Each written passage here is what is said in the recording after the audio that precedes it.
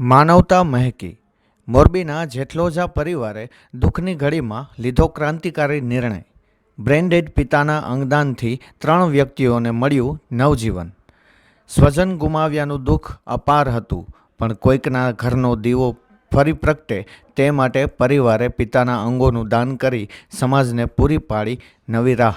દેહ ભલે પંચમહાભૂતમાં ભળી જાય, પણ અંગો જીવંત રહીને કોઈના શ્વાસ બની શકે છે. આ યુક્તિને મોરબીના એક પરિવારે સાર્થક કરી બતાવી છે. મૂળ પીપળી ગામના અને હાલ મોરબીના નંદવંદન પાર્ક વિસ્તારમાં રહેતા 61 વર્ષીય વૃદ્ધના બ્રેઇન ડેડ થતાં તેમના પુત્ર અને પરિવારે અંગદાનનો ઉમદા નિર્ણય લઈ સમાજ માટે એક પ્રેરણારૂપ ઉદાહરણ.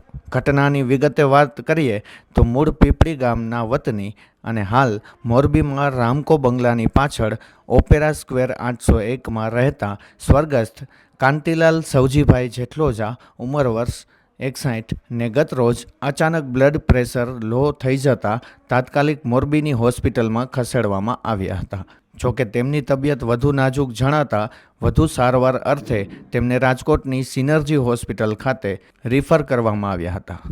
સારવાર દરમિયાન તારીખ 1 ફેબ્રુઆરીના રોજ વહેલી સવારે ડોક્ટરો દ્વારા કાંતિભાઈને બ્રેઇન ડેડ જાહેર કરવામાં આવ્યા હતા. એક તરફ પિતા ગુમાવ્યાનો આઘાત હતો, ત્યારે બીજી તરફ સિનર્જી હોસ્પિટલમાં સ્ટાફ દ્વારા મૃતકના પુત્ર નવદીપભાઈ જેઠલોજાને અંગદાનના મહત્વ વિશે સમજ આપવામાં આવી હતી.